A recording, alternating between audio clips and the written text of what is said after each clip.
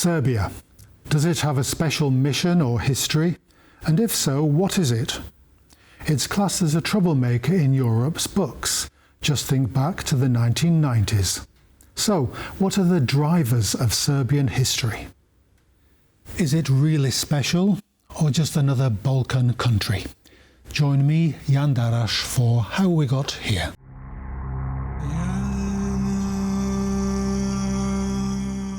Of the 14th century, the crescent of Islam rose above the Balkans, and the Ottoman Empire came knocking on the doors of Moravian Serbia. On June 28, 1389, Serbian forces led by Prince Lazar clashed with the Ottoman army under Sultan Murad I. The Kosovo field, which is where the standoff took place, was drenched in the blood of both Serbian and Turkish warriors. With both Lazar and Murad slain and each other army heavily battered, the battle ended with no clear victor. But it was the Ottomans who had the upper hand, being able to draw on new reserve forces from Anatolia for future campaigns. Meanwhile, Serbian manpower was depleted, the nobility split between Habsburg protectors and those seeking to side with the Ottomans. The battle itself would inform Serbian identity as that of a people making a heroic final stand against the expansion of Islam. A narrative alive and well in today's Serbia and often tapped into to oppose the independence of Muslim Kosovo. In the centuries to come, Tsarist Russia would position itself as the protector of Orthodox Christians in the Balkans, using pan-Slavism to gain influence over Serbia, Bulgaria and Montenegro. Russia frequently clashed with the Ottomans and the Habsburgs in the region, supporting nationalist uprisings and independence movements. Meanwhile, the Habsburgs enjoyed control of parts of Croatia, Slovenia and later Bosnia and Herzegovina. They saw the Balkans as a strategic frontier against the Ottomans and sought to expand their influence by promoting Catholicism and centralizing governance.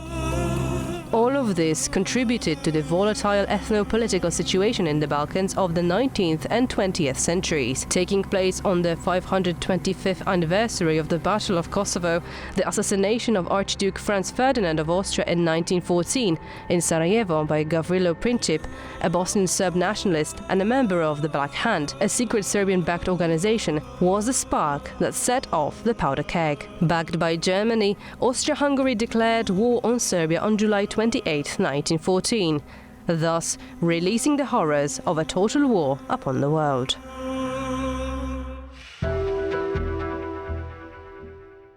My guest today is Tomasz Żornaczuk, head of the Europe programme at the Polish Institute of International Affairs. He's also got wide experience at the United Nations as well as Polish Ministry of Interior.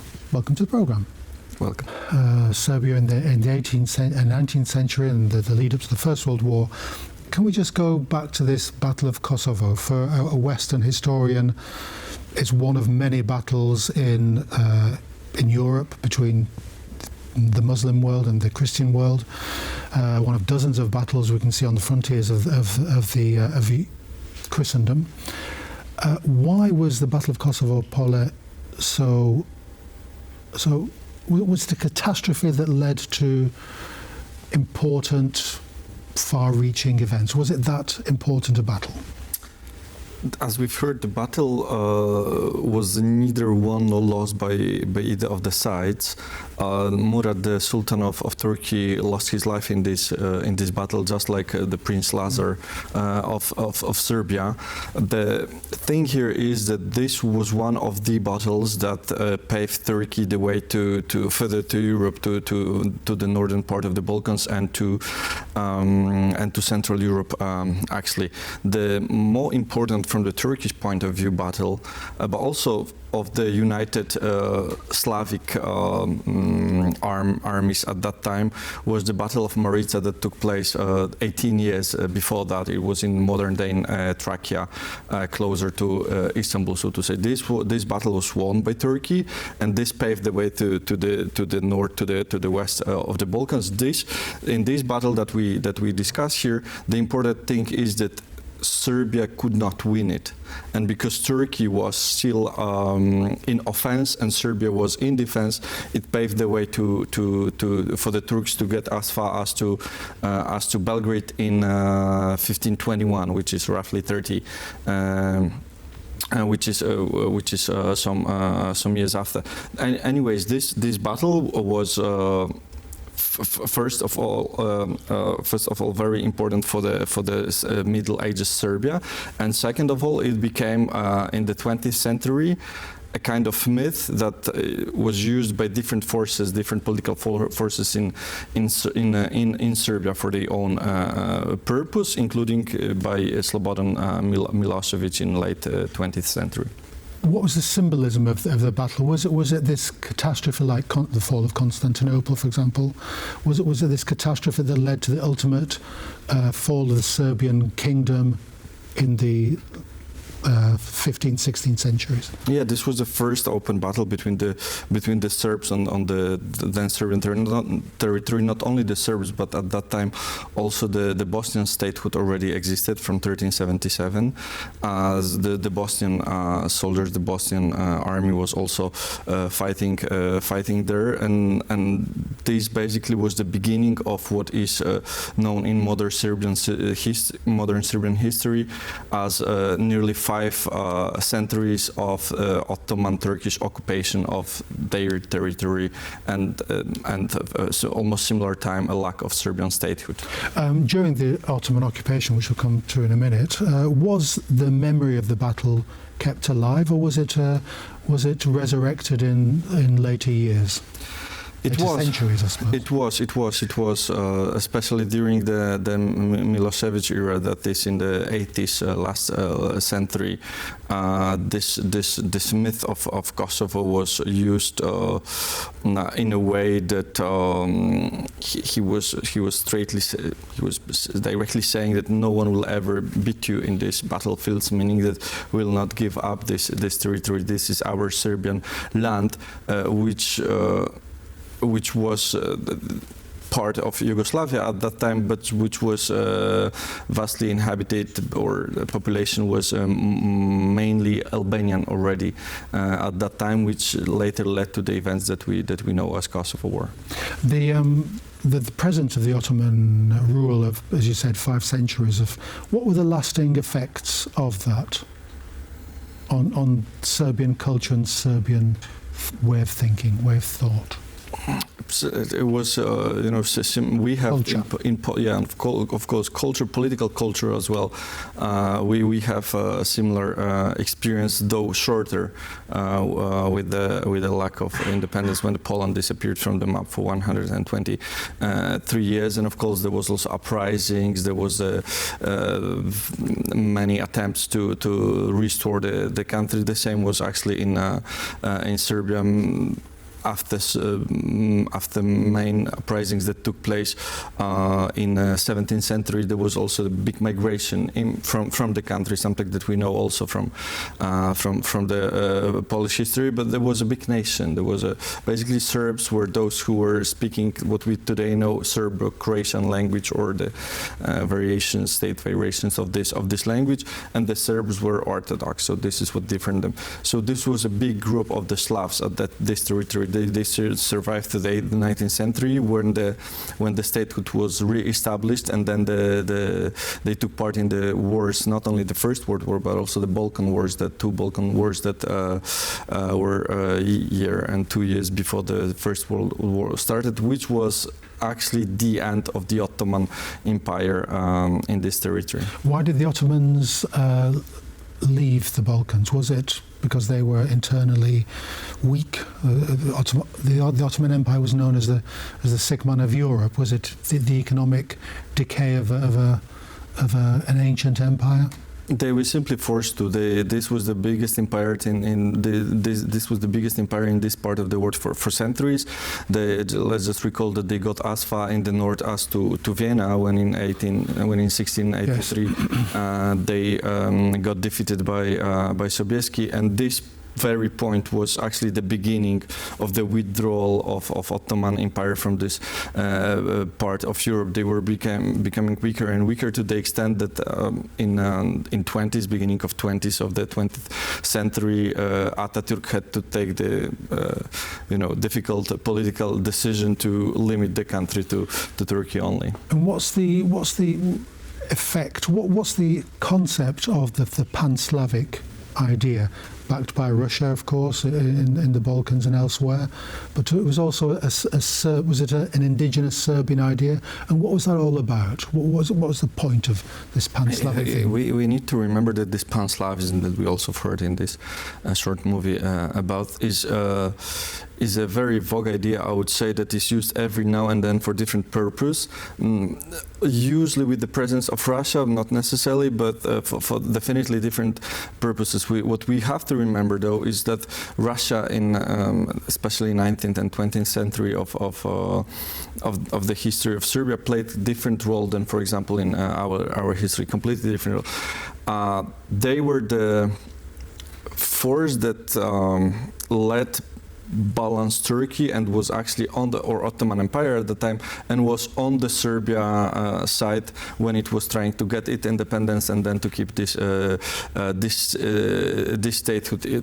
For that reason, they are let's say more friends, the Serbs, more friends with Russia than with Turkey. For us, and I give again the Polish example, it is completely different, not because we like Turkey, we are friends with Turkey today, not because we like what Turkey was doing in the Balkans, but simply because Turkey was in opposition to Russia, who was occupying us at that time. So these were the Polish-Lithuanian Commonwealth of 16th, 17th century, the Ottoman Empire and Russia were three big, and Habsburgs later on.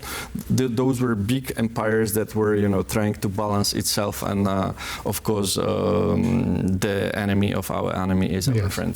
We speak about the beginning of the 20th century, end of 19th, beginning of 20th century, in the eve of the World War I, when as mentioned, it was preceded by two Balkan wars of 1912 and 1913. The borders were changing very quickly, and of course, the fight for the power from the old Serbian times, so to say, was also there. So there was a clash between the houses of Karađorđević and Obradović at that time. Whoever would take the power would lead the country. Yeah. So this was the context there as well, and in this context we also had the coup d'état of 1903, the May coup d'état, something that we also know from the Polish history, only that it took place in 1926 in our country. We'll bring Serbia a bit more up to date throughout the mid to late 20th century. Now we'll have a look at another clip.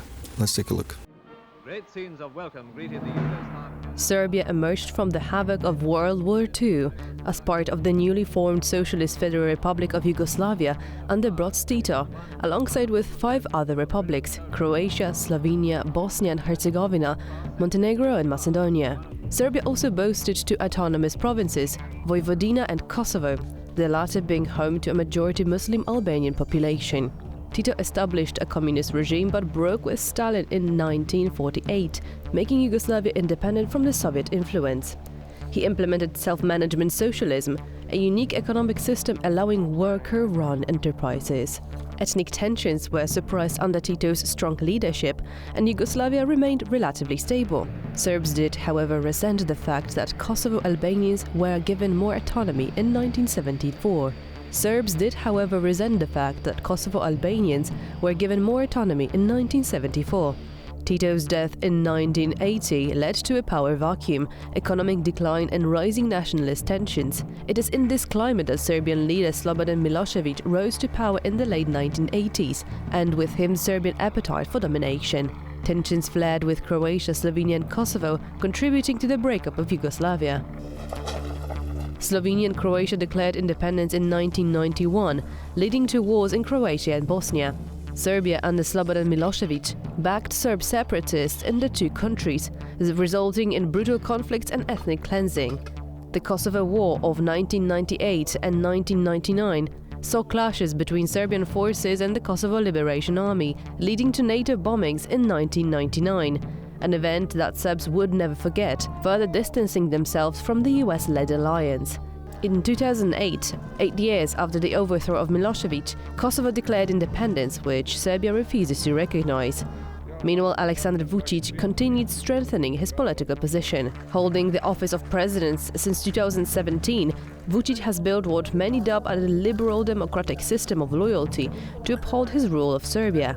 He has straddled the fence between closer European integration and remaining loyal to Moscow, while also making avenues for China, a relatively new player in the region. But the Serbian-Chinese cooperation does not always go smoothly. One example, the collapse of the Novi Sad train station canopy on November 1st. The canopy was renovated by no other but Chinese companies. The botched renovation works cost the lives of 15 people who died in the accident. The tragedy became a flashpoint for a broader venting of public dissatisfaction with President Aleksandar Vučić's increasingly autocratic rule. The protests, albeit ongoing, have not brought about his resignation. Yugoslav kingdom collapsed in the early 1940s. The Germans tried to spread the German model of the Reich onto the region. And then the state of Yugoslavia was born.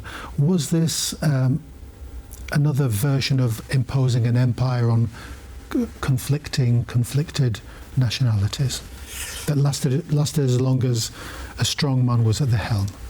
It was not from the point of view that this was a continuation of a country that has already existed in the interbellum time. In 1918, when the First World War ended, we had a kingdom of so-called kingdom of Serbs, Croats, and Slovenians, which in 1927 was changed into the kingdom of Yugoslavia, which was roughly within the borders of Yugoslavia after 1945. So from this point of view, it was rather a continuation of the country that emerged from World War I. Was this a successful project, a successful experiment? It really depends which... in the sense that no nationality started to... Which perspective you take from the nationalistic perspective of Croats, Serbs, Slovenians, Bosnians? It was not because they were part of the bigger project that was not entirely their national state. From the integrational somehow point of view, it was an integrated piece of land inhabited by southern Slavs. Yugoslavia means the southern Slavia, the land of Slav people. From this point of view, it might be seen as a successful unification or keeping these lands within one state. Of course, it was a socialist country, although without strong ties, as we have heard, with Stalin. Tito was rather an independent player. Yes. Yugoslavia at that time was called communism with human face. There were no such restrictions for travels. Economic growth was easier than in countries such as Poland, for example. And of course, Tito was not the only leader in this peninsula that was not cooperating with Stalin, yes. And Verhoja being the other one. I mean, I remember when I was younger, the Yugoslavia or Tito were classed as mavericks, and it was a good play. It was almost a successful experimentation in this idea of European socialism or communism. So why it was almost a shock when Yugoslavia started to disintegrate. Why was this? Why did it fall apart in the 1990s? Is this a question that historians still... Of course, it really depends on what perspective you take again, but if you have a weak country, weak statehood from one side, which was the case of Yugoslavia after Tito's death in 1980, from one side, and from the other side, the ambitions, call it nationalistic or not. I mean, nationalism is a concept that has, positives and negatives in itself. But having the independence, let me put it that way, ambitions among the Slovenians, among the Croats, especially later among the Muslims in Bosnia, called Bosniaks later on, Montenegrins, Macedonians, etc., etc. Then you have the dissolution of Yugoslavia as a result of that. What was was it a nationalist ambition to recreate a greater Serbia that drove Serbia into these horrible wars? Apparently it was, but the thing is that almost each nation in the Balkans has some ambition of big Croatia. Let's recall the so-called independence Croat state within the